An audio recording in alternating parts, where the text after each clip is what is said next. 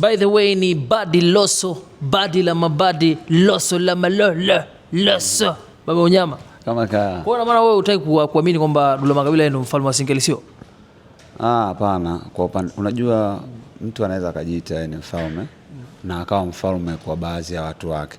Lakini kwa mimi kama mimi kiniambia mfalme wa Singeli kulingana na history yenyewe ya Singeli ilivyo, mimi nitamweka Msagasumu kina Alidi Kapala, kwenye Bakola kina Makaveli kwa sababu Dula Makabila ni kama generation ya 3 katika muziki wa Singeli. Hivi kipindi kile kwenye DJ Bambapana Ustazi Uchebe, tayari Dula Makabila kwa shanza kuimba? Ilikuwa bado yanajisikia kwa sababu Dula Makabila sikatoka kwenye makabila ile ambapo tayari hapo hata kina Manifongo alishajulikana, kina Sholomwamba, lakini hapo nyuma huko kuna kina Msagasumu, kina Dikapala, kina Makaveli. Kwa hiyo kujiita mfalme inategemea baba mfalme wa generation hii, unajua inawezekana kwenye engo, lakini ukisema kwa Singeli in general manake kuna watu kama kina Msagasumu tutakuwa tunawakosea. Kwa upande wako wewe yeye sio mfalme? Kwa upande wangu mimi mfalme Msagasumu kiukweli kutoka maoni. Na ni vigezo gani ambavyo unavitaja kwamba Msagasumu ndio mfalme? Ni muasisi kwanza. Ni muasisi wa muziki huu. Anafaa kuwa mfalme. Yaani hiyo ni inaenda tu direct. Hata Sholomwamba mwenyewe nishakumsikia siku anasema mimi ni captain, mfalme Msagasumu. Yaani hamna msanii wa Singeli anaweza akatoka akasema yeye ni mfalme. Hasa Msagasumu tutamweka wapi kama kutakuwa na mfalme zaidi?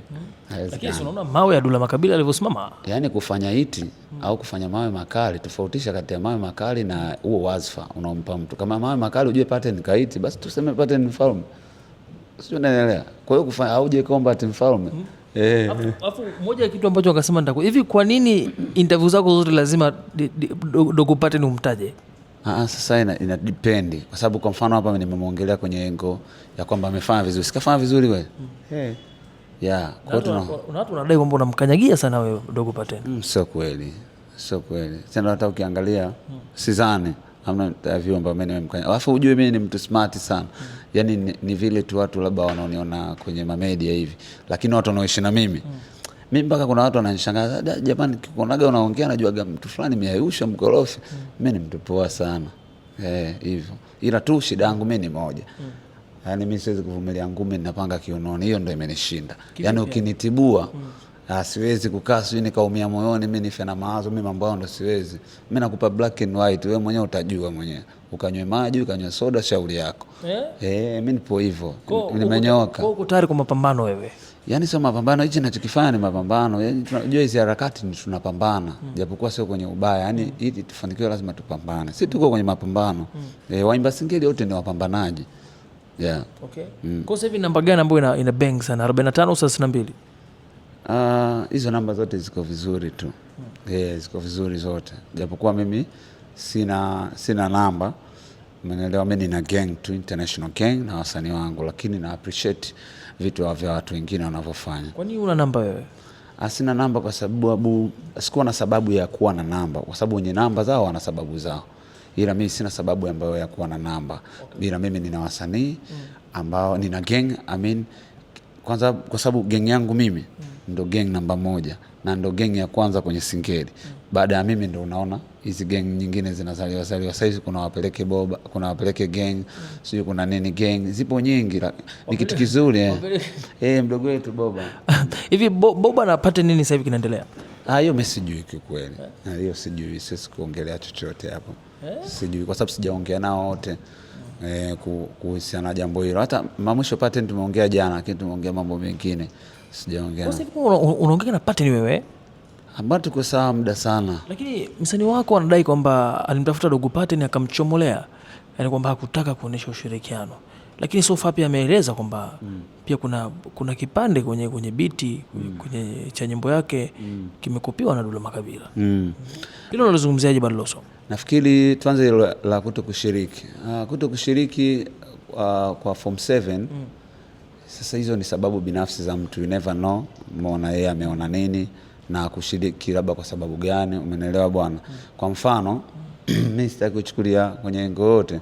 Kwa mfano ile One Day Yes ilikuwa msanii wa kwanza tulimtafuta Pattern, lakini msanii wa pili tulimtafuta Dayo. Unaona? Dayo alikubali na nafikiri alikuwa Dubai. Alikubali na nikamtumia ngoma nini na alipenda fresh. tukaa tu kwenye ratiba zake tukashindwa kufanikisha, umeelewa? Kwa hiyo wapo wengine ambao walitakiwa wawepo kwenye One Day Yes, lakini hatukuweza kufanikisha kwa sababu ambazo zipo nje ya uwezo wao. Kwa mimi nimechukulia tu hiyo ni kawaida. Na kuhusiana na Dula Makabila, issue ilikuwa ni kwamba sisi tulienda kufanya remix ya One Day Yes. Tulienda kwa Tunda tukarekodi, tulikuwa natembea na data by the way. Nilipomaliza nikaenda Wana Man Gang kwa ajili ya kumfuata Sergeant. Tukafika pale tukamkuta Kenny, nilimappreciate sana. Na nilipenda, alikuwa na project zake lakini aliruhusu kwamba basi njoni niwarekodie. Tukampa data, akamrekodi pale Sergeant. Kuna dogo mmoja alikuwa anamsaidia pia pale, tukamaliza. Mimi nikapenda na nikashukuru pia kwa sababu aliacha muda wake akatusaidia, tukaondoka. Baada ya muda ndo nikaja kuona huu wimbo umetoka. Sasa umetoka yani beat ni ile imebadilishwa. Unajua kama mtu ana modify kidogo, amebadilisha kitu kidogo imetoka. Sasa mwenyewe kanashindwa kuelewa, alafu imefanywa kwa producer yule. Sasa lakini producer ndo ana data ya wimbo wetu, umeelewa bwana? Ana kila kitu, hata kama kulikuwa na kitu labda walipenda nini, alikuwa anaweza tukakommunicate. Alafu uzuri Wana Man Gang na International Gang, yani Wana Man tunatenganishwa na barabara. Yani tunaishi sehemu moja, upande huu wao, upande huku International Gang. Kwa hiyo kulikuwa na uwezo hata kukaa tukaongea, labda kama napenda hivi, katumika biti vizuri, ili hata sasa hivi mambo kama haya singekuepo au maswali kama haya singekuepo. Ilikuwa ni swala tu tukiulizwa ile fresh tulikubaliana. Lakini maswali yanakuja kwa sababu vitu vimeanza kwenye mtandao, umeelewa? Kwa hiyo sisi tunakutana navyo kama wanavyokutana na watu wengine. Kwa hiyo tukiulizwa ndo kama hivi lazima tuongee. Bwana. So unadhani hii mikanganyiko itatatuliwa vipi basi ili mambo yazidi kwa sababu unaona kwenye mtandao ma TikTok huko watu wanazungumza mambo mengi sana. Mimi nafikiri kwa wasanii wakubwa especially kama Dula anapaswa yeye kuwa msaada namba moja kwa watoto hawa. Na Kenny pia ma producers, kwa sababu kama mfano umeona kitu kizuri sio kwa Form 7, hata wasanii wengine sijui kina Don Breeze kina nani, watoto wengine kama umeona kitu kizuri cha mdogo fulani mwite, msupport bwana dogo, labda hivi na hivi, mimi Mfalme basi kaa hapa piga hata verse moja nipige chorus, unakuwa umemsaidia kuliko ukichukua kile kitu chake ukikifanya wewe, kwa sababu wewe tayari ni mkubwa na una power, yule ni mdogo, unazidi kumdidimiza zaidi, na matokeo yake wengine wakitoka wakiongea wanaonekana tena wana nidhamu, wanaonekana wao ndo wakorofi, sababu zingatia kama nyimbo ya Form 7 nimetoka miezi 3 nyuma, umeelewa? Huwezi kusema kwamba anaongea labda anatafuta kiki wakati alishatoa kitu chake miezi 3 afu leo kinakuja kinatumika, sio sawa. Bwana Ibaloso tu labda neno lako moja tu kwa kufunga exclusive. Mimi bwana niseme kwamba One Day Yes remix imeshatoka Tundaman, Form 7 na Sergeant, watu support sana pale, lakini watu support pia International Gang, wanisaidia kusupport wasanii wote waliopo pale, Diuzi, Manyota, umeona Macho Kitengo, umeona Digare Fantastic, umeona Jiwe MC, wasanii wangu wengine wote waliopo International Gang. Siwezi kuwataja wote, ni wengi, lakini pia watu support. Mimi ni hivi.